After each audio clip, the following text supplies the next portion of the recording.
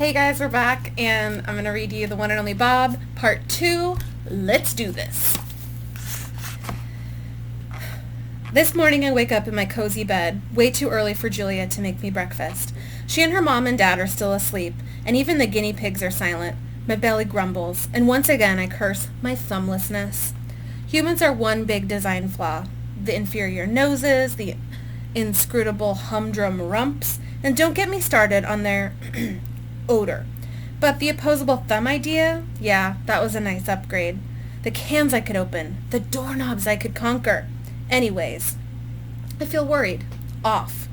Worry is a waste of time, and it doesn't fit with my tough guy act, but sometimes I can't seem to help myself.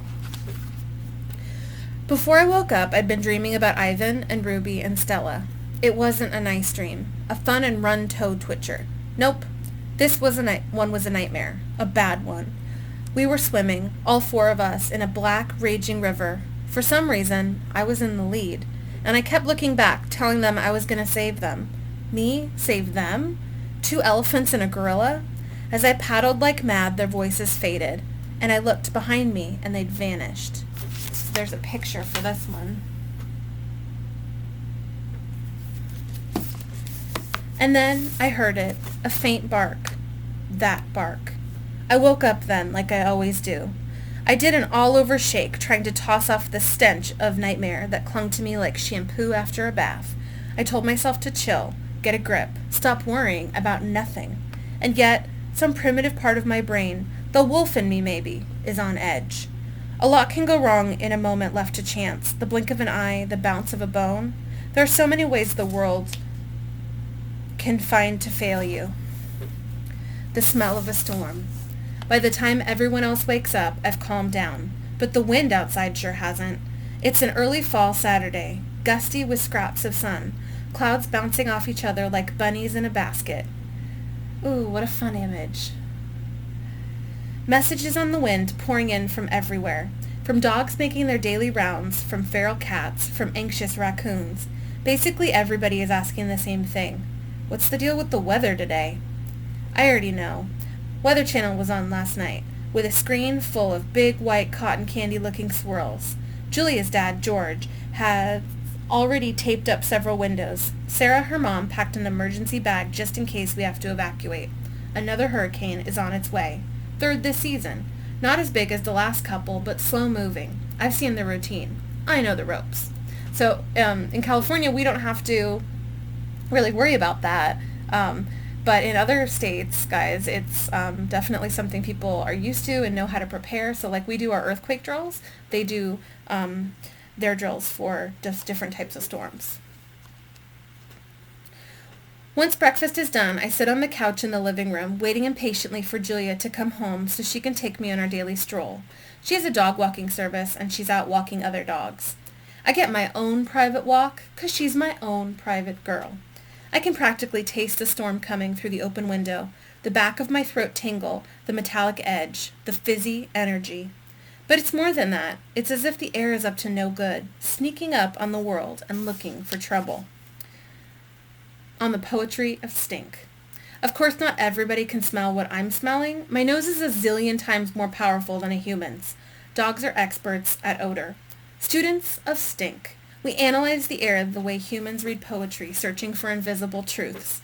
And we don't just smell the good and bad stuff that people don't notice with their substandard schnozzes.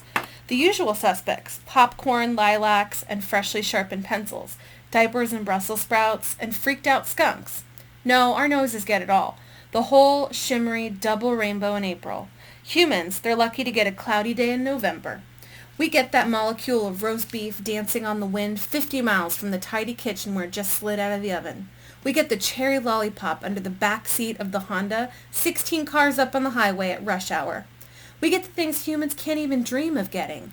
We're the ones who find the miracle earthquake baby cuddled in her crib under tons of rubble. We're the ones who find lost hikers in the wilderness after a quick whiff of a sweaty sock. We can even tell when someone's sick. We can smell seizures and cancers and migraine headaches. Try getting your guinea pig to do that. We smell feelings too. Sad has a sharp scent with an undertone of sweetness. Sad smells like being lost in a winter forest as the sun goes down. And happy Oh, Happy is the best, but there's a touch of wistfulness around the edges. Happy smells like bacon ice cream served up in an expensive leather shoe. What a fun image. Oh my gosh, if one of you drew that, I would be so grateful. You're going to love every minute of it, but you know it won't last forever. The news. Sometimes when Julia and I go for walks, I'll break at a corner. Corners are the best for fresh news. And she'll tug and say, "Come on, Bob, there's nothing there." Oh, but there is. There's the thing about poop and pee. I get that humans are not into them. I see the bathroom doors shut tight, the embarrassed, downcast gazes. You guys are totally missing out. There's a whole lot of info hiding in your average pee mail. When dogs want to share the latest gossip, we just wait until nature calls. You'd be amazed what we can learn during a quick bathroom break. People read the news, check the TV, browse the web. I linger over a fire hydrant and inhale the whole wide world. My ears, by the way, are almost as remarkable as my nose. I pick up on all kinds of things humans can't hear. Excuse me. What we do with our noses and our ears is kind of like taking a big old knot and loosening it up, separating out the strands, unbraiding things. People smell a reeking pile of trash in a dumpster. We smell a dollop of cream cheese, a hint of peanut butter, and a smattering of Fruit Loops. People hear the roar of a crowd in a stadium. We hear a strain of whiny 4-year-old, a whisper of worried superfan, a note of grumpy hot dog vendor. Man, dogs are cool. Snickers. While I watch from my perch on the back of the couch, Julia passes by on the sidewalk. George asked her to keep her dog walking routine close to home, in case the weather changes. She's wearing a shiny purple raincoat and leading 3 dogs, a goofy mutt named Winston, a timid dachshund named Oscar Mayer, and her, Snickers, an old nemesis of mine. Snickers is a fluffy white poodle with delusions of grandeur, a big snooty pain in the puffball. Ooh, that pooch drives me crazy. Our mutual dislike goes back to my early days as a stray. Snickers was a fancy, pampered, sleep-on-the-pink satin pillow kind of gal. Her owner, Mac, ran the mall where I lived with Ivan and Ruby. That's where I first encountered Snickers. She teased me mercilessly, and beneath the fuzzy facade, I always suspected there was a little, spark there. Anyways, after the mall closed down, Snickers being Snickers landed on her feet. Mac married an older widow lady with more money than sense, and she dotes on that ridiculous poodle. Mac's too lazy to walk Snickers himself, so he hired Julia to do it. "Looking good, Snick baby," I call through the open window, and she gives me her curled lip, squinty-eyed face, which, come to think of it, is pretty much how she always looks. As usual, Snickers is dressed to the max. She's wearing a pink poncho, a sparkly rain hat, and teensy pink boots. "Those boots were made for mockin'," I add for good measure. It feels good giving her some grief, but before I can really relish the moment, another annoying acquaintance of mine appears. Can you guys picture? I want you to make a mind movie of what Snickers looks like in that outfit. I'm going to read it again for you just so that you can make that picture, because that sounds fantastic. So we know she's a poodle, and she's wearing a pink poncho, so like to keep the rain off, picture that. Sparkly rain hat, and teensy pink boots. Wow, that's a look. I remember when my mom got my dog, Miss Sophia, boots, and we put them on her feet, and she just stood there frozen looking at them for the longest time. And when she did try to walk with them, it was like she didn't want to bend her legs. She was doing this weird straight walk thing. It was hilarious. My mom and I and my dad laughed so hard. We all had tears in our eyes. We were just laughing. So I'm glad Snickers is doing better than my Miss Sophia, because she did not like boots. All right. Nutwit. Nutwit, the gray squirrel who lives in the live oak in our front lawn, jumps to a lower branch, looking at me with barely concealed pity. I hate pity, especially the barely concealed kind. "I don't know why you taunt her," he says. "You're hardly in a position to talk, Bob. You are Snickers. Come over here to the window and say that." So you can, what, drool me to death? Are you aware that my best friend is a gorilla, I ask. You'd make a fantastic ape, chow dude. Nutwit reaches for a dangling acorn and yanks it free. I thought gorillas were vegetarians. Ivan eats termites, I say. He might make an exception for you.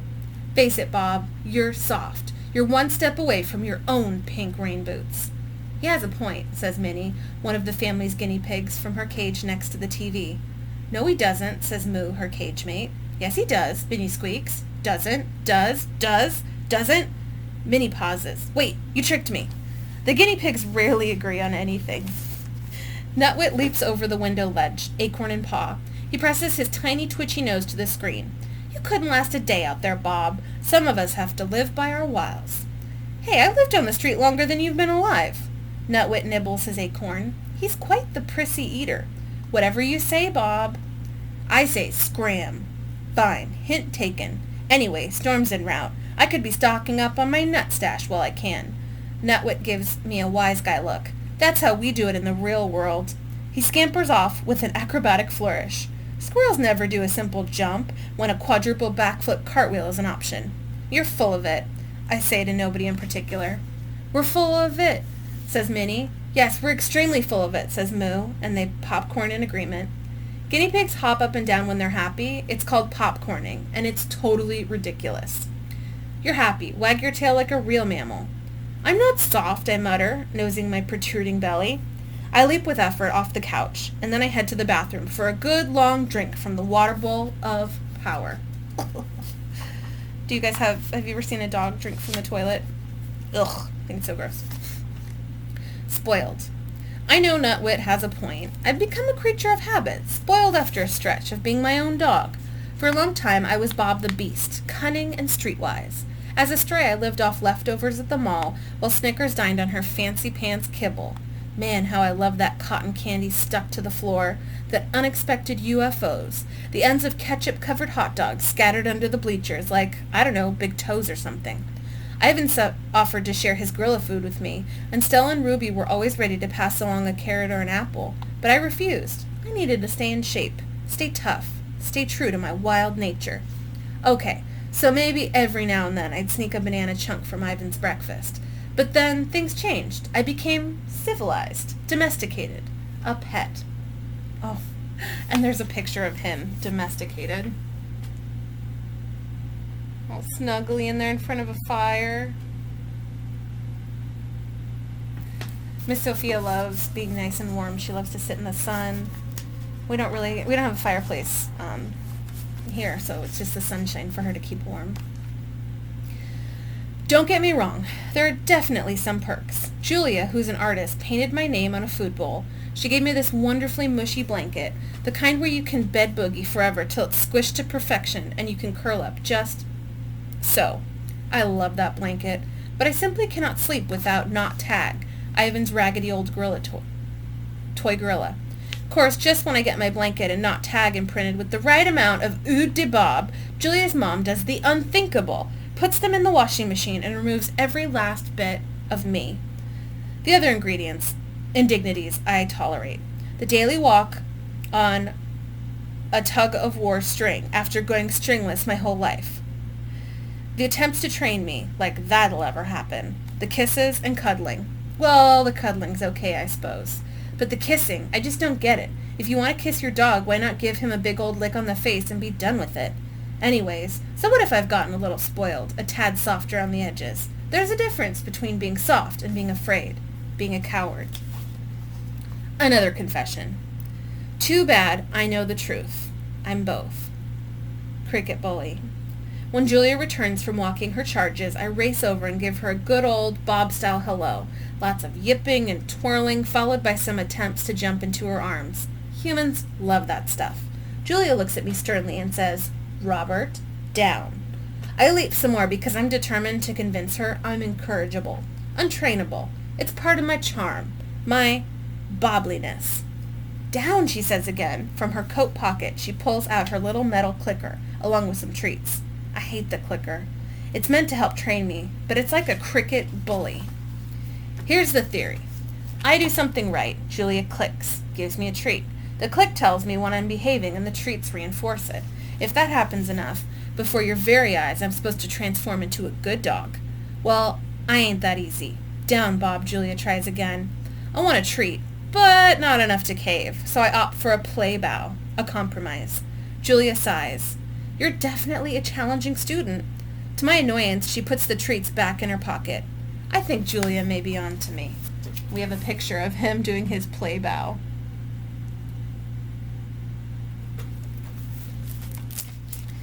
Trust. A while ago, Julia got it into her head that I needed to improve my manners. We went to a doggy training class. Hold on just a sec, my computer's being weird. Okay, there we go. I wasn't really into the whole sit and stay and do the tango stuff. The worst command at all. The truly inexcusable. Only a human could come up with it order. Leave it. Leave it means, walk on by, Bob. Sure, there's a piece of bacon just inches from your drooling pie hole, but do me a favor and just pretend it's not there, okay? Not okay. Where do I come from? You never pass up a free meal. Where I come from, you never pass up a free meal. UFO drops to the carpet. It's mine, and I'll be chowing it down before you can say, where the heck is my meatball? Within minutes, I was accused of being an undermotivated student, which is totally unfair. I am highly motivated. Just show me some cheese, please. Anyways, I may or may not have been a little unruly. Class clown stuff, tail spinning, a little random peeing, some zoomies, just for show. Class, you see the crazy dashing around he's doing, said the teacher, pointing at me with an accusing finger. We call that a frap. Frenetic, random activity period. She pulled Julia aside. He's a smart dog, she said, but he's messing with you. Which was true, but I hated getting caught in the act. I thought I was more subtle. Bob needs to know who's boss, said the teacher. He needs to see you as a pack leader. Give him some time. I see this a lot with former strays. Takes them a while to trust people. Like forever in my case. As we left the class early, I yelled, "So long, suckers," to my classmates. Couldn't help rubbing it in just a little. My car thing. I suppose the real reason for the training stuff isn't my bad manners, although they leave a bit to be desired. It's my car thing. I've always had a hang-up about cars and trucks, also riding lawnmowers, go-karts, anything with 4 wheels, an engine, and a driver. Don't like them, don't want to ride in them, don't want anything to do with them. Those co-pilot dogs with their heads hanging out the window, flying their drool flags? Boneheads. First of all, it ain't safe, and second of all, bad stuff can happen after you climb into a car. Take it from me. When Julia and George and Sarah realized I have transportation issues, they tried to lure me into the back seat of their car with treats. But you'd be surprised how stubborn I can be. I yelped so loud the neighbors came running out to see what was happening to the poor little doggy. Score 1 for the poor little doggy. Click. That's when they started clicker training me. Click. Here's a treat. Come closer to the car, Bob. Click. Here's a treat. Watch while I open the car, Bob. Click. Here's a treat. Come right up to the seat, Bob. Click. Here's a treat. Come on, Bob. Bob? Bob. Where are you, Bob? Yeah, it was like that a lot. Options. Still haven't been in a car or truck or tractor, for that matter. When I have to go to the rhymes with pet threat, Julia and her parents walk me there. They say elephants have long memories. Well, so do dogs, people. It's not like I'm afraid. I'm just exercising my options. So do you guys remember why he doesn't like to be in cars? Yeah, bad memory experience. Full wag. Are you ready to head over to the park? George asks as he passes through the living room. He's carrying 2 flashlights and a roll of masking tape. Yep, Julia says, and I do a head tilt to show I'm intrigued by the conversation. The place where Ivan and Ruby live is called Wild World Zoological Park and Sanctuary, but everybody just calls it the park. George works at the park as head groundskeeper, which means I've got some sway, and everyone who's employed there loves Julia. Give me a minute, I just need to grab my coat, says George. Straight home after that, though, Julia, says Sarah, just in case the weather gets worse. One minute, the weatherman's saying we're going to have a little shower. Next minute, it's the storm of the century. Julia scratches my head. I thought Hurricane Gus wasn't coming till tomorrow. Sometimes they change course, says Sarah. They can be unpredictable. You know, George says with a wink, in the old days, they only named hurricanes after women. Julia groans. That's so sexist. It's not just the wind that I'm worried about on this one, George says. It's the storm surging that could be a problem. Flooding. Julia tries to make me wear her mom's latest creation. A knitted dog sweater with security written on it, which I suppose is an ironic reference to my petite size. I politely decline. All right, you win, Julia sighs. Ready for your walk, Bob? At the mention of the word walk, I go all crazy mutt. It's so clear I'm on board with this idea. Humans love it when we get silly. I think they're so weighed down by people problems that sometimes they need to be reminded what happy looks like. Julia attaches my string. I try for a little tug-of-war, but she refuses to buy it. Let's go see Ivan and Ruby, she says. Just hearing those names sends my tail into a full wag. Good words, bad words. I've never met a dog who didn't get a big old grin on his kisser when walk slipped into the conversation. Dogs understand more than you might think. The Nature Channel says we're about as smart as the average human toddler. 2 years old, my fuzzy rump, we're 1,000,000 times brainier than some babbling rugrat. There is a dog on the Man's Best Friend show who supposedly understood 1,000 human words. Border Collie, I think. Those guys need to switch to decaf. The narrator was gushing about this wonder dog, and I'm like, well, duh, Brainiac, of course we understand people. Not everything, mind you, and some of us are more attentive than others. Depends a lot on just how interested your humans happen to be. Certain words will really cause our ears to perk up. The classics. Treat, walk, frisbee, bacon.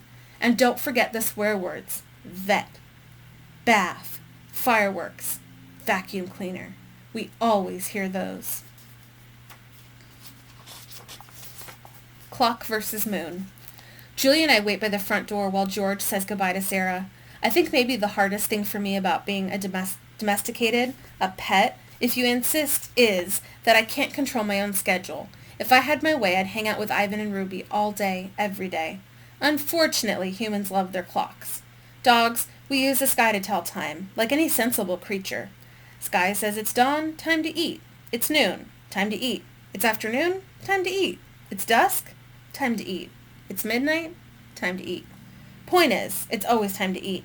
Dogs have a thing for the moon, too, like wolves and coyotes and our other relatives. No calendars for us. Moon looks like a claw. Moon looks like a half pancake.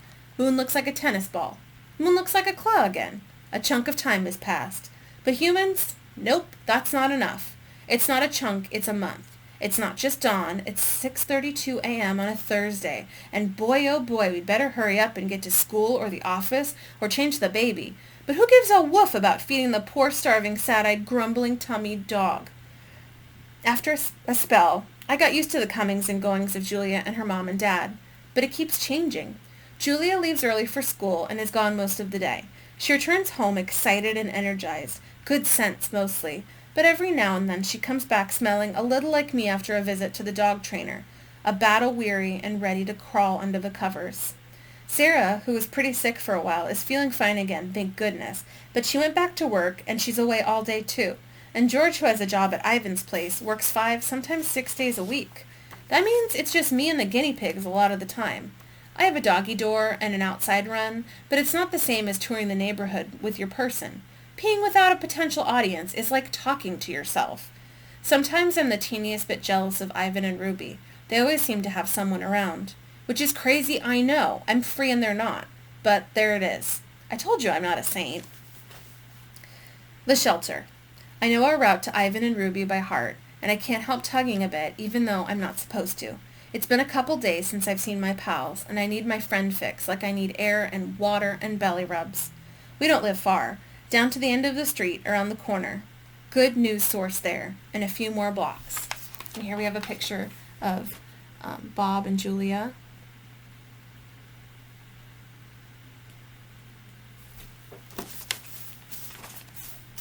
Just going to peek ahead. I wonder if there's a part 3, or if she organized this all together. Ooh, there's pictures all through this. Doesn't look like for a while there's going to be another part. So I'll definitely read a little bit longer, but my throat is getting a little sore, so I will have to stop eventually. When I walk Julia, Well, okay, I suppose it looks like she's walking me, but I beg to differ. There's a place we pass that always makes me jumpy and bummed. It's the animal shelter. And I know it's a good place, a space for pets who don't have a safe home of their own. When I was abandoned on the highway, just a few weeks old, a nice cage with a soft towel in it and a bowl of fresh water, well, would have given just about anything for that. Still, when I walk by and hear all those desperate barks and meows and squeaks, it gets to me. Sometimes having great hearing is a pain. Thing is, I realize I have a home and the gang in there doesn't, and I try not to think about stuff like that, you know? I mean, it's not like I can do anything about their tough breaks, right? And the fairness, maybe those animals aren't like me. I've always been resilient, hardworking sort. Maybe some of those guys even made their own bad luck. Don't get me wrong, I try to be a nice guy. I do. But what I can to make the world a better place, sure. Chat with the guinea pigs, lick the strawberry jelly off Julia's hand, do my wag dance when the rents come home to make 'em feel good. You scratch my back, I scratch yours. But it's like I said before, you gotta look out for numero uno. Guess that's why the shelter harshes my mellow. It's just, I'd rather not have to hear those guys every time I walk by. Makes me sad. Reminds me of the bad old days. Drulius. I knew this guy back when I hung out by the mall with Ivan and Ruby. Nice dog named Drulius. Basic mutt. Maybe some lab and golden in there somewhere. He'd done some hard time at a couple shelters. One of those dogs you knew had seen more than his share of the bad stuff the world can throw your way. One ear bitten off, scars, a limp. Drulius lived in his backyard. Winter, spring, summer, fall. Chained up mostly. Flies on his food, empty water bowl way too often. Still, he always had a nice word to say when I'd pass him on my daily rounds, checking out the neighborhood trash cans. Once I saw his owner, again that word, step into the back porch. Drulius was barking, but he had a good reason. A stranger had just passed by. Barking is what we're supposed to do in that circumstance, right? Maybe he's the UPS guy. Maybe he's a serial killer. I mean, come on, we're not the FBI. So anyways, owner came out. Big guy, mean looking, gave Drulius a hard kick with his boot. Yelled, "Shut up, you fool." Disappeared. Drulius looked at me, kinda embarrassed. We kept talking. A few minutes later, the owner came out again, put some towels on a line. Drulius headed over, tail between his legs, cowering, saying, "I'm sorry, I love you, I'm yours, yours, yours," with his whole dog being. The guy completely ignored him and headed back inside. "He's having a tough time," said Drulius when the guy was gone. "He's a jerk," I said, because subtlety is not my strong point. "No, he loves me, he does. He has a funny way of showing it. Humans," Drulius, licking a sore on his leg. "You know how they can be." Do I ever. But we gotta stay true. Love 'em. Forgive 'em. I thought about that. Thought about it a lot. Why, though, I finally asked. Why do we have to forgive them? Drulius looked shocked, then confused, as if I'd just asked why cheese tastes good. It just does. "That's the way it is," he said. "That's what we do, Bob." I started to reply, but I managed to hold my tongue, which is not easy for me. It's a very long tongue with a mind of its own. There was no point in making Drulius feel worse than he already did. Later that morning, I found half a turkey sandwich. Gave the whole thing to him. Well, okay, I had a taste first, but still. Oh, that's really nice. Forgiveness.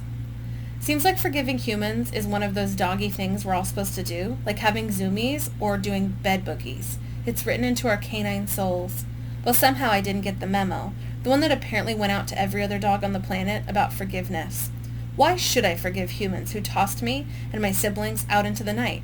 When you forgive, you lose your anger, and when you lose your anger, you get weak. And when you're weak, you can get hurt all over again. The art of human watching. By the time we reach the park, the sky is definitely in a bad mood. Gray clouds galloping like panicked horses, the nervous scent of rain on the way, the kind that makes you antsy in your own skin. When we get near the employee entrance, I hop into Julia's backpack, like always. We enter through the special gate where George shows his ID, checks in, and says hi to the staff. Pet dogs aren't allowed at the park. Natch. Foxes, wolves, jackals, my dog cousins? They are, but in my opinion, even though they're technically part of my extended family, they're nothing like dogs. Only dogs have perfected the art of human watching. The smartest thing we ever did was figure out how important the human gaze is. So often, when we follow our owner's eyes, we're rewarded with something amazing. A smelly sock. A glazed donut. A glazed donut that's fallen on a smelly sock. We follow every blink, but every sidelong glance. We see it, whatever it is, before humans do. We understand before they do. And if there's a glazed donut involved, we eat it before they do. So that makes me laugh because Miss Sophia, when I was in college, I had a table that was glass and totally see-through, and she would sit underneath it, and she'd look up, and she could see the food, but she didn't think that we could see her, and so she would be begging for food, and it just, oh my gosh, it was just so funny because she just didn't understand that we could see her, but so if you like dropped something, she would think it was going to fall through to the floor, but it would get caught by the glass table, but she thought it was going to go straight through, and so she'd always jump towards it. Yeah, dogs are amazing. Puppy eyes. It's mid-morning, still pretty early. There aren't many visitors around yet. We got a meeting in 20, George tells a couple workers, Hank and Sonia, who groan. Just a quick one, going over contingency plans one last time, in case there's any flooding. During the last hurricane, a small part of the park flooded, mostly near Reptileville. George helped move cages. He came home smelling like cottonmouths and copperheads. It was all I could do not to barf. Weather Service just issued a tornado watch, Hank says. I thought we were having a hurricane, Julia says. We are, Gus, but sometimes tornadoes are spawned during hurricanes, George explains. Julia frowns. But a watch means maybe, not for sure, right? Yeah, but I want you to head home, George says, just in case. Please, Dad? Just 10 minutes, Julia says. She's using the special voice she reserves for moments when she really, really wants something from her parents. I guess kids manipulate their moms and dads the same way dogs manipulate humans. I don't know, George begins. I promised Bob. I figure that's my cue to pop my head out and look adorable. So I do. Hey, Bob, says Hank. Sonia reaches over and scratches my ears. I'm pretty popular around the park. I give George my best puppy eyes, and he caves. 10 minutes, tops, he says. Meet me back here. Puppy eyes. Works every time. I know you guys in my class, you have amazing eyes when you want something, like when you want extra recess or to be able to play Kahoot or something. I don't know if everyone's just born with that, but you guys are particularly good with that. Okay, so I don't know if I'm pronouncing this right, but it says Mr. Oog. It's O-O-G. Here's how I figure puppy eyes got their start. Cave humans were sitting around a fire wearing mammoth fur and grunting about how there was nothing on TV because TV hadn't been invented yet, and some wily wolf thought, whoa, they've got leftover mammoth meat. And he probably whimpered and cowered and did a tummy display and looked pathetic enough that Mr. Oog finally tossed him a bone. And soon enough, a few zillion years later, voila, man's best friend. After all that time, here's the thing. Like a magnetic attraction between dogs and humans, we've studied them for so long we can read every twitch and sign. Suppose it was easier than chasing down mammoths. And I get it. I do. The behind-the-ear scratch, the food in a fancy bowl, the bed by the fireplace. Gotta admit that Julia's pretty fun to hang out with. And I'm grateful, really I am, that her family took me in. Still, I don't need them. You need someone. Eventually they let you down. And you end up feeling like a real doofus. So he's like kind of scared to open up. The park. As Julia walks, I sneak peeks out of her backpack like I always do. We pass the meerkat family poking out from their den holes like a whack-a-mole game they used to have at Mac's Mall. I see the flashy flamingos with their one-legged balancing act, and the terrifyingly beautiful tigers. Even their cute cubs give me the willies. Families, I've noticed, take a lot of different shapes. Jim and Joe the penguins adopted an abandoned egg, and they're the sweetest doting parents you ever saw. I see it with humans at the park, too. Families of all shapes and sizes and colors and genders, and yep, they all seem to do just fine. We round a corner past Sea Otter Alley. Oliver and Olivia are floating calmly on their backs, holding each other's paws. It's pretty adorable, I have to admit. But me, I don't need the trouble that comes with family.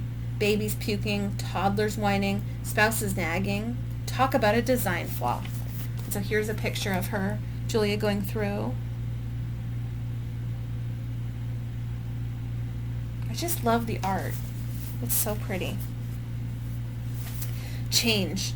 The park's pretty big. Lots of twisty paths and fascinating smells. All the parks have names. There's the African Aviary, the Outback, Penguin Cove, Lemurland. It's like puzzle pieces of the world. A little Africa here, a little Asia there. Dogs, you can find us pretty much everywhere. Our territory is Earth. As long as we're hooked up with humans, that is. Along the shady paths, volunteer guides will answer your questions. They'll tell you about how the animals used to roam one part of the world or another until things changed. Things change. That's one thing I figured out. Don't ever assume a little patch of the planet belongs to you. Things change. Boxes go flying. My inner wolf. On our way, we always stop by the wolf habitat. Julia loves wolves, probably because they remind me of her. Of me. You have to look hard, maybe squint a little, but if you try, you can catch a hint of my inner wolf. It's in the eyes mostly, also in my distinguished profile.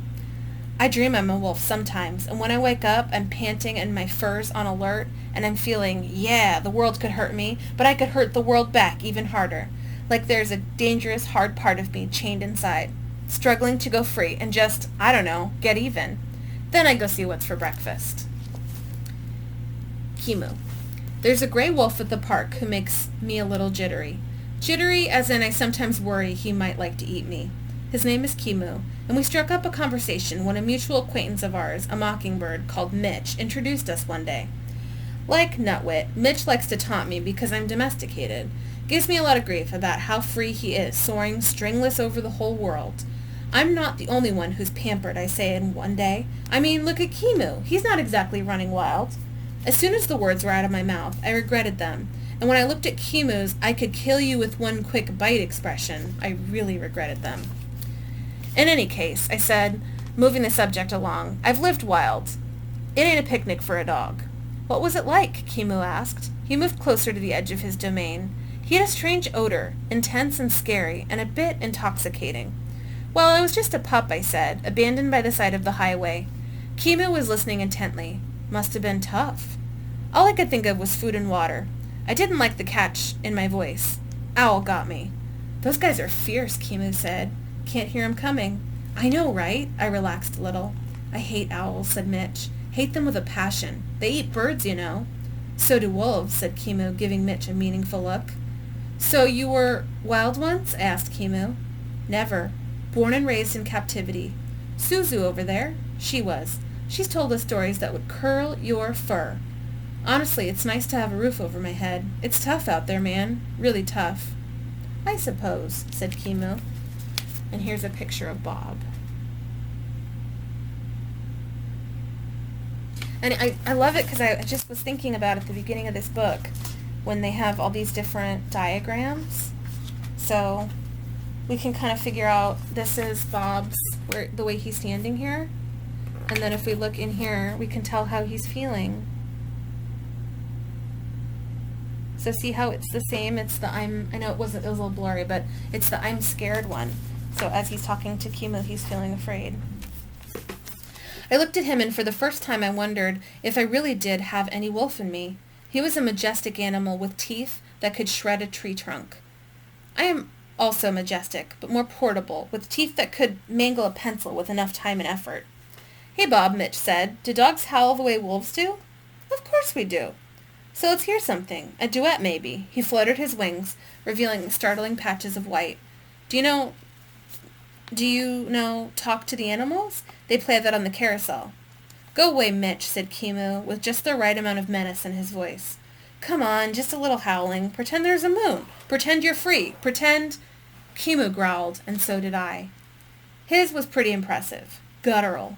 Deep. It spoke of death and dismemberment and all kinds of unpleasant bird nightmares. I growled too. It spoke of me being mildly peeved. Still, Mitch got the message. He disappeared, a blur of wings. Actually, I've never howled at the moon, I admitted. Me neither, said Kimu. I'd feel kind of silly doing it here. Enrichment. We're almost to my favorite spot in the park. The great thing for me is that one corner of the gorilla world juts up against the elephant odyssey, the area where Ruby lives. A low stone wall separates the two spaces, and there's a moat on the elephant side. The sections connect like two slices of pie, and my secret spot is right at the center, where I can hang out with my crew. Ivan and Ruby both have access to indoor habitats, which is great when the weather isn't cooperating. The indoor space for gorillas ain't bad. I call it the gorilla villa. It has tons of ropes and hammocks and branches to climb. Humans watch through a thick wall of glass, while the young gorillas run around like kids at recess. But whenever Julia and I visit, we can almost always find Ivan and Ruby outside. We trudge up a little rise, though it isn't much of a hill. We live in a pretty flat part of the world. From there I can see just about everything. The park, the parking lot, the creek. Far beyond that, every now and then I can even catch a glimpse of the ocean. My secret place is a little hard to get to, right near the keeper's shed, nicely hidden by trees and bushes. Under a big magnolia tree there's a bench shaped like a gorilla holding out his arms. Julia likes to sit there and draw. Sometimes she does her homework, which smells like frustration with a hint of eraser. Whenever I visit, Julia props me up on the stone wall that separates Ruby's world from Ivan. Visitors can't see me, and the keepers pretend not to see me. If they caught any other dog here, he'd be out in a heartbeat. But Ivan and Ruby and I have history. I make them happy. I'm what you might call enrichment. At the park, they try to keep the animals engaged with surprises and challenges and changes to their environment. That's what enrichment is all about. The gorillas get watermelons to demolish and boxes to hide in and markers for drawing. The elephants get sprinklers and flavored water and elephant-sized rubber balls. Not exactly like a day in the real jungle, of course, but the keepers try as hard as they can to make life interesting. For Ivan and Ruby, I'm the ultimate enrichment. I'm their best pal. So for this one, there's a big picture. I'm assuming it's of Ivan. He's at the top there.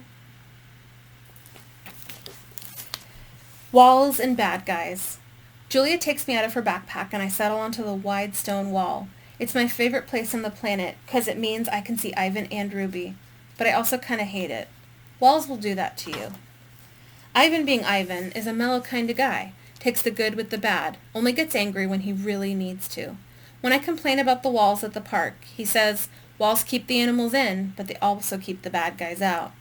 Of course gorillas don't have a whole lot of bad guys to deal with, elephants either, so humans step in to fill the void. Dogs? Sometimes it feels like we have enemies galore. Everyone wants a piece of us. Humans treat us badly. Cars really have it in for us. We even get eaten by coyotes, which is kind of like having your cousin invite you over for dinner and then inform you you're the main course. Although I'd probably just be the appetizer. Anyways, after those 27 years stuck in a mall, Ivan is one of those glass half full kind of guys when it comes to walls surrounding him. Glad to be with others of his own kind, cared for by smart and loving humans. I'm more of a water bowl of power, half empty kind of guy.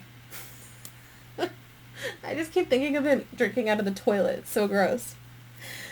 Every time I leave Ivan and Ruby, I'm painfully aware that I can leave. Ivan's address is Gorilla World. Ruby's is Elephant Odyssey. And then there's the picture.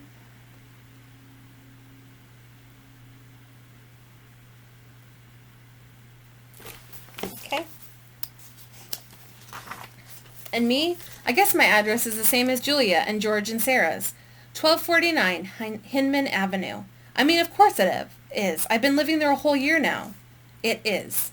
And yet, sometimes I still wake up at night and think, gotta find shelter, gotta find safety, gotta find somewhere to belong. Guess I don't want to get too comfortable. Gift. Once I'm in my spot, I don't have to do a thing, because Ivan and Ruby always know when I'm there. Gorillas and elephants have great schnozzes too. Also, I pride myself on staying extra fragrant. It's a gift. Ivan. Ivan gets to me first. Bob! He knuckle walks up the hill. Knuckle runs, actually, and he looks as glad to see me as I am to see him. It seems like I've known Ivan forever, and yet every single time I see him, I kind of feel odd. He's so powerful, so huge, like this magnificent silver mountain that just happens to be my best buddy. Hi, Ivan, Julia calls, waving. He cocks his head and makes a soft belch, which is gorilla, for I'm happy. Maya calls out to Julia from the door to the gorilla's indoor space. Maya is a zoologist, which is a hoity-toity way of saying she has a thing for animals. It was Maya and lots of other good folks who helped to get Ivan and the rest of the mall animals moved to better places. Julia unhooks my string and gives me a stern look. No funny business, you, she says, and then she kisses me on the head. And stay out of sight. Ivan sidles up as close to the stone wall as he can get. I was worried you wouldn't come today, he says, weather and all. Another hurricane, I say. It's freaking everybody out. Above me, magnolia branches sway, leaves rustle and shiver. Even the trees seem uneasy. What's new? Ivan asks. He lies back on the grass and wriggles contently, scratching an itch, no doubt. Not much. Had a weird dream last night. I pause. You're in it, and me and Ruby and Stella, too. Ivan gazes at the darkening sky. Stella, he says. Now there was a great friend. Classiest elephant you'll ever hope to meet. The best, I agree. I miss the old gal. We fall silent. All good with you? I ask after a moment. No point in dwelling on sad stuff, or bad dreams. Kenyani's getting on my nerves a bit. Ivan, do this. Ivan, do that. But she means well. Kenyani is Ivan's lady friend. Girlfriend? I've never been sure what they call it in Gorilla. Kenyani doesn't really approve of me. She thinks I'm a bad influence on Ivan. I like to think she's right. Ivan is 400 pounds of pure power, but Kenyani is 400 times scarier. Trust me, I've seen her in a bad mood. I've also seen her teeth. Makes mine look like toothpicks. Ivan and Kenyani don't have kids, but there are a bunch of baby juvenile gorillas hanging around. They call him Uncle Ivan, and he puts up with their antics. Ivan's always been a good sport. If I had a gorilla toddler hanging off me, I'd be tempted to use my toothpick teeth.